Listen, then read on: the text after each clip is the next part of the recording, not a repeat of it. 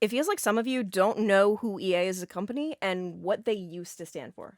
We're gonna fix that in this video.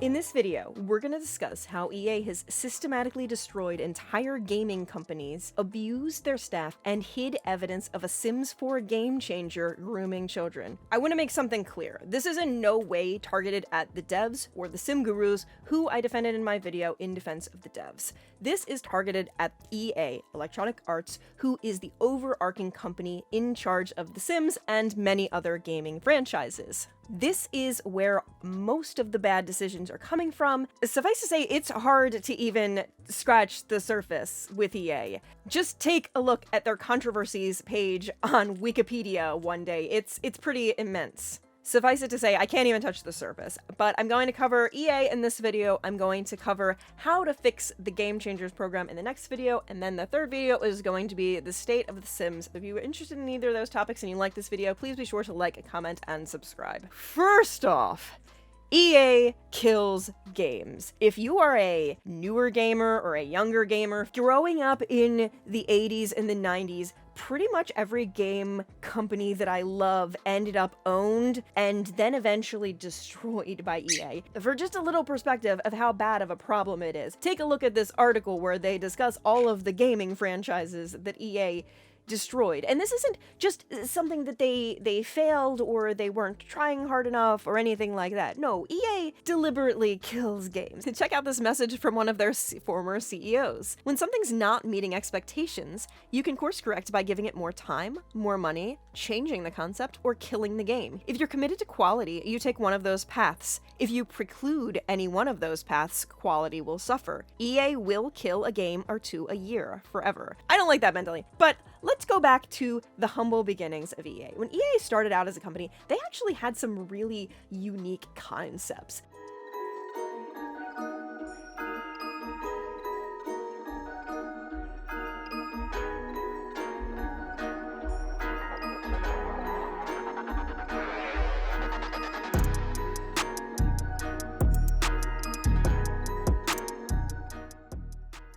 There weren't that many gaming companies out there. There wasn't really a set formula for what a gaming company was supposed to look like. Their first real thing as a company was recognizing developers. A novel approach to giving credit to its developers was one of EA's trademarks in its early days. EA routinely referred to their developers as artists and gave them photo credits in their games and numerous full-page magazine ads. Their first such ad, accompanied by the slogan, "We see farther," that's some irony right there, was the first video game advertisement to feature software designers. EA also shared lavish profits with their developers, which added to their industry appeal. I worked at a lot of companies where, as they've gotten bigger, the leadership and the values changed. And that's clearly what happened to EA, as we're going to see later when we look into the fact that they abuse their staff.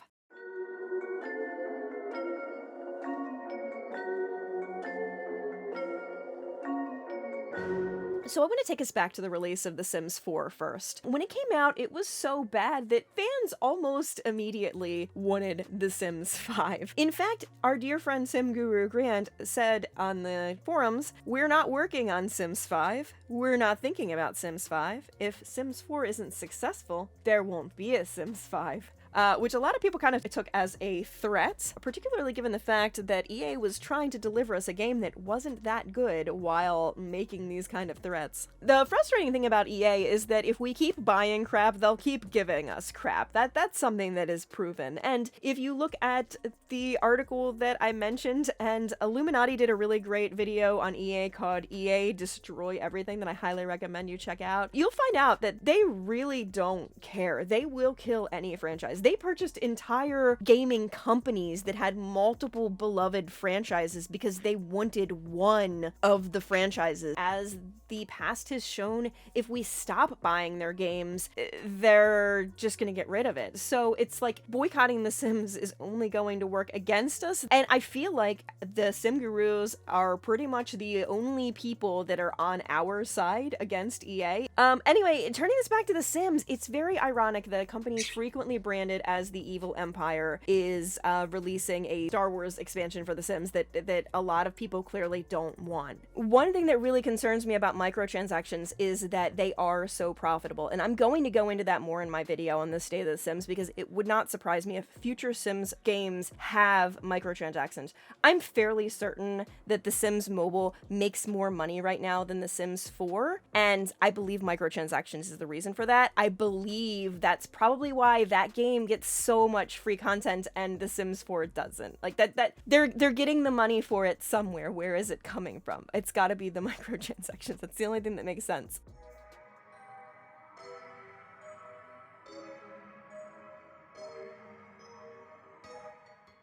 EA has been exposed in the past for abusing their staff, which is why I must stress, please leave the Sim Gurus alone. They really don't have a lot of control over things, and many of them are just people who are probably trying to do their best to make the game better. Also, I don't understand when people are like, oh, the Sim Gurus should just leave, and if they leave EA, there's nobody fighting for the game, for The Sims, for us anymore, first off. Second off, a lot of people need their job for health insurance and other reasons. You can't question why employees stay at a company. So I just want to review this EA spouse thing. I know that it came out in 2004, but there have been some more recent things that have made me inclined to believe that things haven't improved that much. I think it's important to consider when this letter came out, 2004. That was when The Sims 2 released, and I do wonder when people complain about how The Sims 2 and Sims 3 had more features, if part of that wasn't due to the fact that the work culture back in those times was to work 100 hours a week. If that was what was required in the past, then either more staff or better deadlines is needed in the future. Like if that's what's holding us back, we're not abusing our staff anymore as like the actual thing that is causing us to get less features. There are other ways around this. Now, let's look at this actual letter. My significant other works for Electronic Arts, and I'm what you might call a disgruntled spouse. To any EA executive that happens to read this, I have a good challenge for you. How about safe and sane labor practices for the people on whose backs you walk for your millions? I remember they asked them in one of the interviews, how do you feel about working long hours? It's just a part of the game industry. Few studios can avoid a crunch as deadlines loom, so we thought nothing of it. When asked for specifics about working long hours meant, the interviewers coughed and glossed on to the next question. Now we know why. And then further long, the mandatory hours of 9 a.m. to 10 p.m. 7 days a week, with the occasional Saturday evening off for good behavior at 6:30 p.m. The stress is taking its toll. After a certain number of hours spent working, the eyes start to lose focus. After a certain number of weeks with only one day off, fatigue starts to accrue and accumulate exponentially. So, that's back in 2004, right? It's all been resolved. There was that lawsuit. Everything's fine, right? Except, I don't think everything's right. If you look at the reviews for the game Anthem, you see, when crunch time kicked off for Anthem, BioWare was out of fairy dust. Too much had gone wrong, and the team was entering production with less than a year to complete a full game. Stress leave became a common refrain among developers. I've never heard of people needing to take time off because they were so stressed out, one Anthem developer told Kotaku. But then that kind of spread like wildfire throughout the team. The fact that Anthem's team is still seeing massive crunch time and overstress makes me really wonder what the overall environment in EA and The Sims Studio actually is. I do hope that these employees are not as poorly treated as some people that work for EA, but I think it's important for us to consider those sorts of things when we wonder why they're not doing more for us. They may not be in a position to do that. It's really easy for people to misperceive what EA and the Sims team is doing with the game when they're not communicating with us regularly. I think a lot of what this boils down to as a whole is poor communication from their team. Remarkably poor communication. There is no transparency. And the Game Changer program is probably one of the places that I feel like transparency is the most appropriate, but we see the least transparency.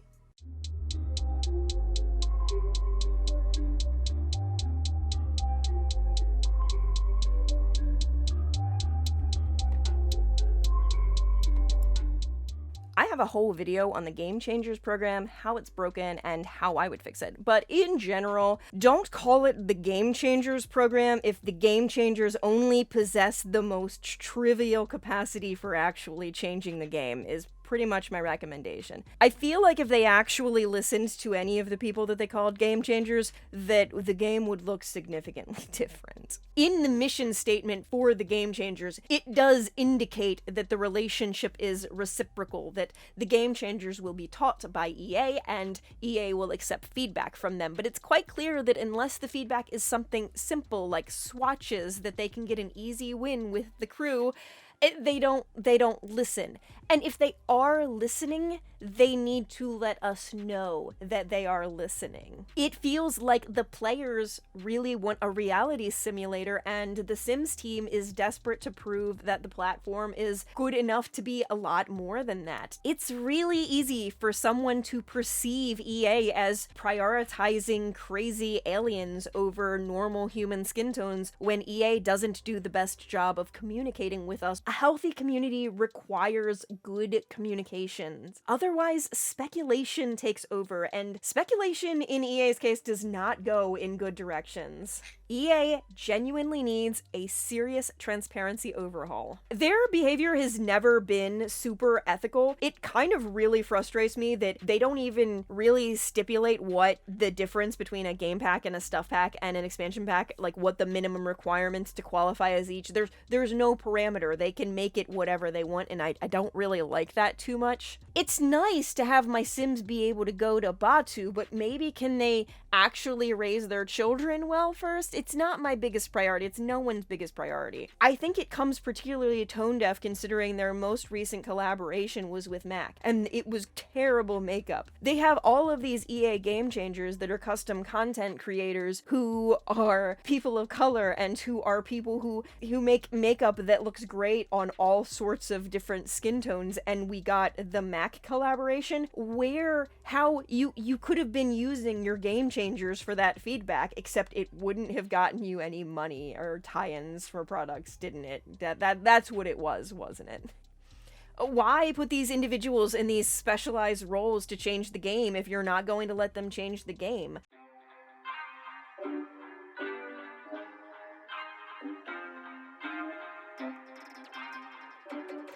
I think one of the biggest concerns that I have with the Game Changers program is that when you give someone access to pre-release content, they get more attention for it. When only 10 sim YouTubers have access to an expansion pack, those 10 YouTubers get a lot of attention. It really frustrates me that there's not a lot of transparency regarding how those people are chosen, why, like, is it a status that can be removed? These people that you're empowering have access to a community that belongs to a teen-rated game, so a significant number of those fans are going to be under the age of 18. Which brings me to my next point. A significant number of Sims fans are minors. There was a recent instance of a Sims 4 game changer who groomed minors and admitted to it. And this is the frustrating thing about it.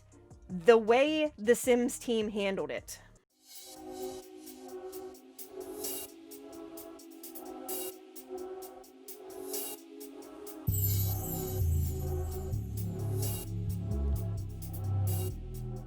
We were made aware of alleged inappropriate online conduct between a Sims game changer and a member of our community. While this activity did not happen in any official Sims channel, it did indeed happen in a private chat room in an external service. To say this was troubling is an understatement and does not begin to describe how this affected all of us here on the Sims team. We all reacted the same way, sickened, angry, and asking ourselves a lot of questions. We launched an investigation. As of now, here is what we know. Allegations of inappropriate online conduct by a Sims game changer were brought to our team in December by a third party. Team members followed up with the Sims game changer in question and confirmed directly with him that the conduct occurred as it had been described. This wasn't a he said, she said type situation. This was someone accused an action of happening, and the person who did it said it happened. During the contact with this game changer, our process to properly investigate and escalate anything of this nature was not followed. That's not good. The actions taken at the time were clearly not sufficient and not in line with our values as a company. An appropriate response would have been to immediately dismiss the Sims game changer and take additional steps to ensure our community was protected. I don't know if this was a game changer who had access to early access information at any point in time, but my point is that if they're not following this proper process with this one person, who are they not following? Like, what is the process to begin with? And there are a lot of things about this letter that really I don't like. I don't think that Lindsay wrote the entirety of this letter by herself. This looks like something written by a legal team. I don't like the fact that it deliberately neglects to mention the fact that the person who the offense occurred to was a minor, because that is a big difference. I feel like part of the reason that was done is to prevent people who didn't know about the situation from finding out. If you look at the other letters that they've used as apologies since about skin tones and about the Star Wars tone deafness, they tend to only cover the bare minimum of the issue at hand. They don't want to overcommit to any aspect of the problem. I think because when people look back in the future at this apology, they don't want to have like just everything laid out there. So then what is happening now? We have contacted the appropriate authorities and given them the relevant information. The Sims game changer in question has been removed from the program. We are investigating the breakdown in our internal process. We're making immediate improvements to our processes and ensuring our entire team learns from this. We will reinforce strict guidelines on ethics and conduct standards with all game changers, and we will be connecting with the affected parties to offer support. I want to know how game changers are chosen. I want to know how it is made sure that they are not harmful people. Do they have background checks? I want to know if a game changer does something questionable, how I'm supposed to report it. If one game changer is accused of doing something bad, they know then that this process wasn't followed once. And the employee, I believe, who was in charge of game changers at that point in time was let go or is no longer in charge of game changers. I'm not really sure. They're not in charge. I know that. If that employee mishandled this case, there are other cases that might have been poorly handled as well. So I feel like this is one of those scenarios where maybe we should be educated as a community if there's something that goes wrong with a game changer or their community. How are we supposed to report that to EA? I feel like EA has empowered a lot of people, but they haven't really given us a lot of information on how they've empowered them, and they've given us a lot of half-assed apologies where they say that they're going to do better, but they haven't told us how they're going to do better. It's just not a good look.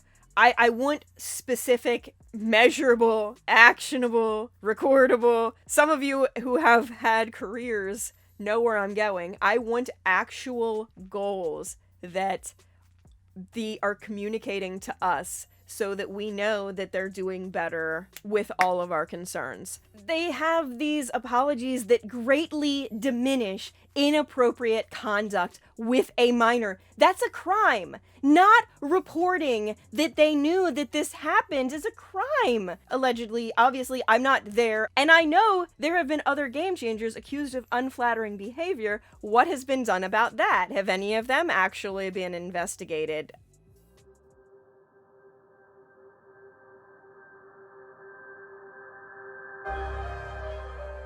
So we get this most recent apology letter about how they're finally going to listen to us. I don't believe it. I don't think that EA cares enough, unfortunately. I'm sorry. I think that the Sims team really cares. I genuinely think that there's a lot of really, truly gifted people on the Sims team, and that makes me genuinely sad because I don't think that EA cares about Sims the way anyone that we care about Sims, that the Sims team cares about Sims. If you want to see me do a video dissecting EA's apology letters, I think that actually might be interesting. Just let me know in the comments below. As I said before, like, comment, and subscribe. That'll ensure that content like this gets made because it takes a while to research. The next video is going to be on the Game Changers program and my suggestions on how to fix it, and then the final video in this 3-part series will be on the Sims franchise and kind of just my various thoughts on its current state, whether it's fixable, what I think The Sims 5 is going to look like, that sort of thing. As per always, if you liked anything, please feel free to like, comment, and subscribe. This is a slightly different video than my normal standard. Like, it's a lot of work, so please let me know if it was appreciated. Okay, thank you, bye.